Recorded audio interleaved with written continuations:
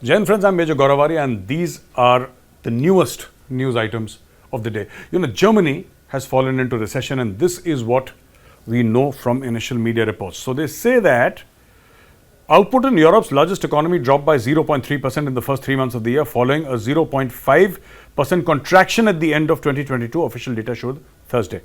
Now, they're quoting the Federal Statistical Office, which downgraded its previous estimate of zero growth in gross domestic product compared with the previous quarter. A recession is defined as 2 consecutive quarters of declining output. Now, let me tell you why this happened. Forget about the technicalities, forget about the economic mumbo jumbo. Right? Now, what's actually happening in Germany? It all started off with Europe sulking when Russia invaded Ukraine. Now, I'm not here to defend Russia's invasion of Ukraine because that was wrong. That should not have happened. However, what Europe did was something totally different. Europe did not send, or America did not send NATO troops into Ukraine to fight. What they sent under the cover were a few special forces advisors. That is it. No NATO troops. So, Ukrainians continued to die. Russians continued to die in this conflict. And this conflict is almost 1.5 years old. Almost. It shows no signs of abating. But who took the hit apart from the Ukrainians? This has now officially reached Western Europe. And what is Germany? Germany is, including Britain, the largest economy in Europe. I'm not saying the European Union because the UK is out of the Union now. The Brexit has happened. But in the entire Europe, Germany is the biggest economy. And today, Germany is in the throes of recession.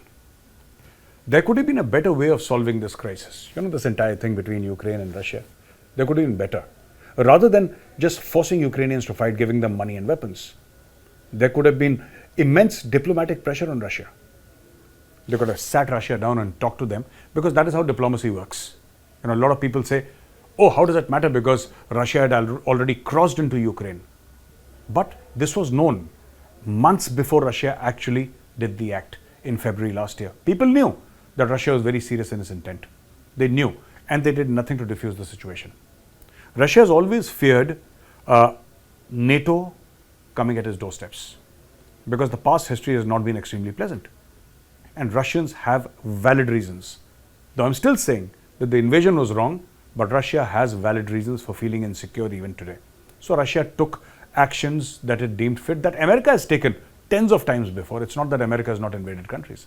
America has done more invasions than all the countries in the 20th century and the 21st century combined. America has invaded Afghanistan, Korea, Vietnam, Iraq, multiple countries in South America. You name it and America has invaded it.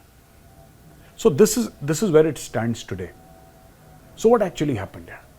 What actually happened? Russia invades Europe. The oil supplies get, impacted, especially to Europe. The first winter is a very difficult winter. By the time they had invaded in February last year, it was March, April, summers had set in, no problem. After September and October of 2022, people started getting jittery. Where will the gas come from? Where will the fuel come from? How will Germany's houses be warmed? Because Germany has an extremely brutal winter. Now, the point here is that people, because they had to spend more on energy, started spending less on other things. And the output of energy is never seen directly. It is always an indirect thing. So people started spending less, and the lesser they spent, the more the economy contracted. The only way out of this is simple. You must start immediate negotiations with Russia. Stop this fool's game of trying to dismember Russia because that is not likely to happen. And this is exactly what people have put up Zelensky to do. We'll give you billions of dollars, we'll give you the latest weapons, do something that irreparably damages Russia. The Western powers, especially the NATO countries, do not want this war to stop. They actually want the dismemberment of Russia. And that is where things are going horribly wrong. Now, coming back to other news from Pakistan, very interesting. More than 680 people have been put on the no-fly list. And chief amongst them, Imran Khan and his wife, Bushra Bibi. They have been put on the no-fly list. They cannot go out of Pakistan. Now, YouTubers are being arrested. Anchors are being made to disappear, arrested. Sami Ibrahim, a very senior anchor, was arrested, he disappeared. I think we discussed that yesterday. And so many other people, including studio heads, are being taken to task. Now the problem is that Pakistan is going from bad to worse, and I predicted long back, for anybody who said that Imran Khan has twisted the army's hand, that's not true. The Pakistani army has just started batting. But I'm willing to make one or two predictions here, and I want you to save this video. If at all they arrest Imran Khan, before arresting Imran Khan, they'll arrest his wife. Because Imran Khan does not move without the advice of his wife. What to wear, where to go, whom to meet, where to sit, which car to get in. Everything is decided by Imran Khan's wife. It's not about a wife controlling a husband. She's famous in Pakistan for voodoo and black magic. And they actually believe in that sort of stuff. And she's famous in Pakistan. And this is what she does. First, they'll get rid of her. Now, the rats have deserted the sinking ship, you know. They have totally deserted the sinking ship. People are running away from Pakistan Tehreek-e-Insaf.